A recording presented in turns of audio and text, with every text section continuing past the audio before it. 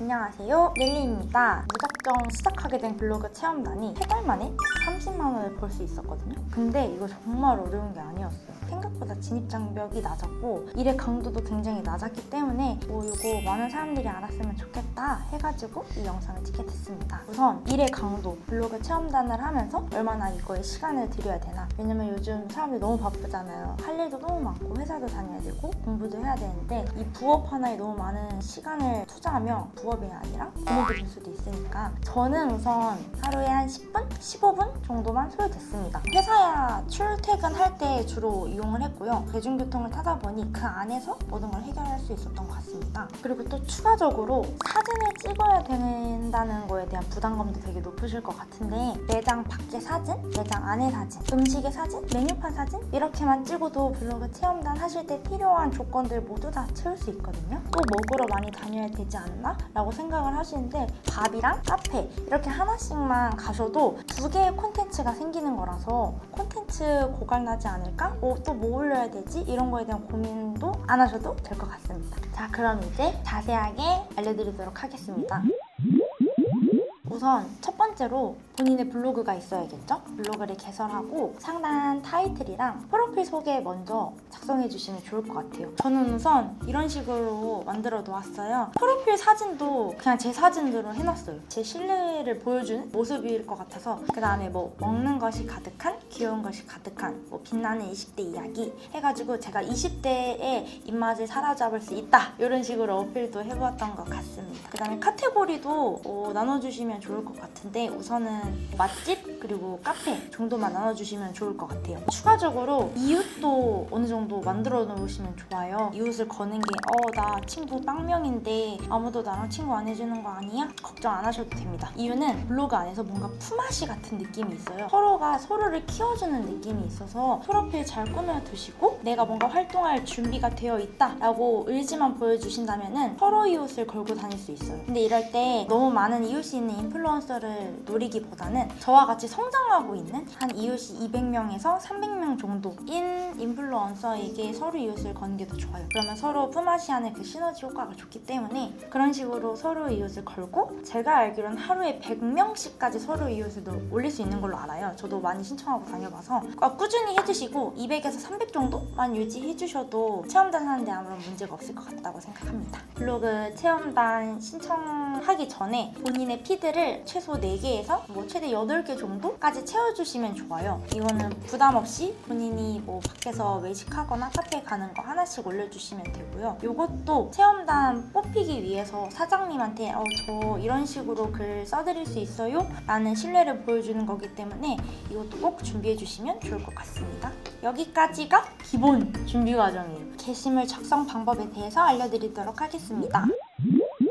우선은 체험단 하기 전에 본인의 게시글을 올려야 되잖아요. 이때 본인의 템플릿을 정해주시면 좋아요. 이걸 정하는 이유는 본인이 나중에 많은 글을 쓰게 될 때도 속도를 높일 수도 있고 이게 뭔가 나의 컨셉이다 라는 것도 보여줄 수 있어서 자신의 템플릿을 정해주시는 게 좋을 것 같아요. 최근에 올린 게시글을 보면은 제목부터 많이 달라졌어요. 큰 키워드부터 작성했어. 서울 / 강남 그 위치가 어딘지 큰 틀부터 잡고 그 다음에 어떤 게 맛있는 프렌치 토스트가 맛있는 땡땡땡 카페 도입부에 인사를 하고 귀여운 이모티콘으로 가볍게 시작한 다음에 오늘 소개할 카페의 정보부터 소개를 했어요. 여기가 어딘지 그리고 영업시간은 어떻게 되고 라스트 오더는 어떻게 되고 전화번호는 어떻게 되고 도입부에 작성을 했었고요. 두 번째로 매장 외부의 모습 사진으로 찍어서 알려주고 안으로 들어와서 여기는 1층에 카운터가 있어서 메뉴판을 찍어놨어요. 메뉴판 찍으면서 주변에 팜플렛 같은 것도 저는 다 찍어놨어요. 여기에 팜플렛 같은 경우에 카페에서 파는 메뉴들의 사진들이 있어서 이것도 미리 보고 가면 좋기 때문에 이런 것도 찍어놓고 쇼케이스 안에 있는 케이크들도 어떻게 생겼는지 직접 하나하나 다 찍었던 것 같습니다. 그 다음에 매장 내부도 최대한 자세히 남겨드렸어요. 매장 내부 분위기를 중요시 하시는 분들도 있고 단체 손님이 계신 경우도 있기 때문에 그리고 화장실 위치도 있으면 전 화장실 위치도 꼭 적었습니다. 이렇게 한 다음에 오늘의 메뉴라고 해서 사진을 보여주고 오늘의 주문 리스트 같이 소개해드리고 그거에 대한 자세한 사진들을 여러 장 남겼던 것 같아요. 그 그 다음에 이 메뉴들에 대한 설명을 남겨드리고 마지막으로 총평, 대형 카페로서 장점이 있었는지 여러 명에서 함께 갈 카페 찾으시는 분들, 프렌치 토스트 제대로 드시고 싶으신 분들께 적극 추천해드립니다. 이런 식으로 저만의 템플릿을 정했던 것 같습니다. 본인이 직접 블로그를 검색했을 때를 생각해보면서 템플릿을 작성해보시면 좋을 것 같습니다.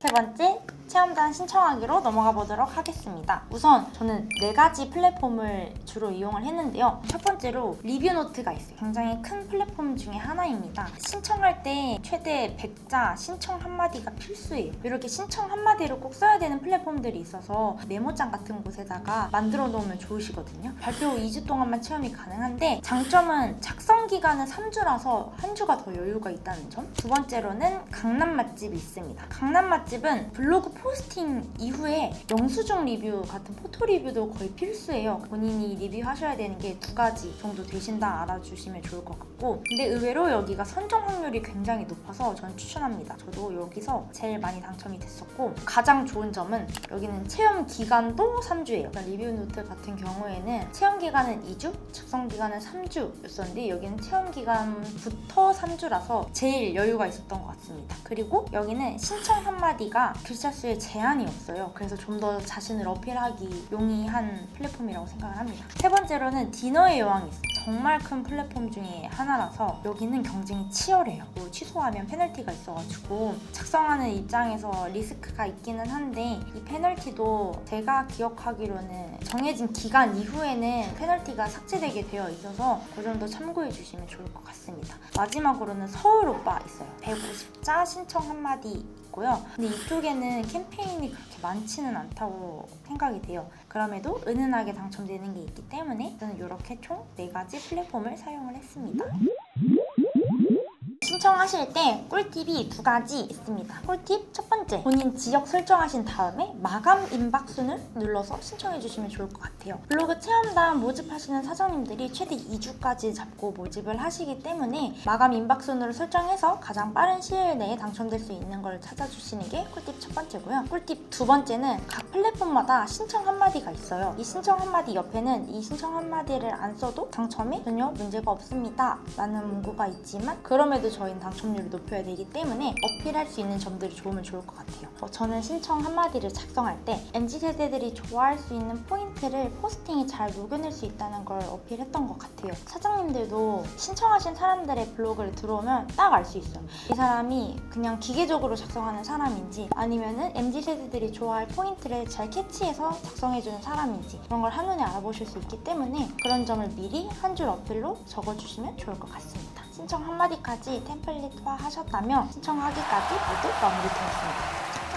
저도 처음 당첨되기까지 조금 시간이 걸렸던 것 같아요. 뭔가 먹고 싶었던 거 위주로만 좀 눈높게 신청을 하고 다녔던 것 같아요. 그래가지고 한 달 정도는 당첨됐다는 연락이 없어서 되게 우울했던 기억이 있습니다. 근데 나중에 가서는 좀 비싸 보이고 그런 걸 신청하는 게 아니라 하나를 넣어도 당첨될 만한 거? 그런 작은 거부터 시작을 다시 했던 것 같아요. 그래서 제가 처음 당첨됐던 건 22명 중에 10명 뽑는 그런 경쟁률이 좀 낮았던 2대1 정도 됐던 가게였던 것 같습니다. 근데 그렇게 하나가 당첨되고 나니까 사장님들이 제 블로그를 보시는지 얘가 당첨되는 아이구나 하고 차례차례 다른 플랫폼들에서 또 당첨을 시켜주시더라고요. 나중에 가서는 제가 막 남발하고 다녔던 그 신청서들이 일주일에도 막 5개씩 연락이 오고 그 스케줄 맞추는데 굉장히 어려움이 있었습니다. 마지막으로 당첨되고 나서 어떻게 진행이 되는지 알려드리도록 할게요. 어느 플랫폼이든 최소 이틀에서 3일 전에 예약을 해주시는 게 좋아요. 전화로도 할 수 있긴 한데 대부분 바쁘셔서 문자로 대부분 소통을 하는 형식입니다. 언제 몇 명이 방문할 수 있을까요? 라고 연락을 드리면 사장님들께서 답변을 해주시는 그런 방식으로 예약이 진행되고 있어요. 근데 예상치 못하게 스케줄이 겹치거나 스케줄이 안 돼서 취소를 해야 되는 상황이 발생할 수 있는데 단순히 날짜를 조정 조정하시는 거면 사장님하고 나눴던 그 문자 내역에서도 바로 조절이 가능하십니다. 아예 사이트에서 이 체험단 신청을 취소하는 방법도 있는데 요거는 페널티가 가기도 하고 사장님들한테도 조금 안 좋기도 하기 때문에 지양하는 방법이고요. 최대한 스케줄 조절하시면 사장님들도 잘 맞춰주시니까 최대한 진행할 수 있는 방향 쪽으로 해주시면 좋을 것 같습니다. 네! 오늘 여기까지 준비한 내용은 마무리가 되었고요. 이 블로그 체험단 정말 어려운 거 아니고 우리가 평소에 먹는 거, 친구들이랑 노는 거 사진 찍어두고 블로그에 포스팅만 하면은 한 달에 몇십만 원씩, 크게는 몇백만 원씩까지 벌 수 있는 부업이 되기 때문에 너무 두려워하시지 마시고 진짜 가벼운 마음으로도 괜찮으니까 일단 시작해보세요. 그럼 다음에도 좋은 정보로 찾아뵙도록 하겠습니다. 감사합니다.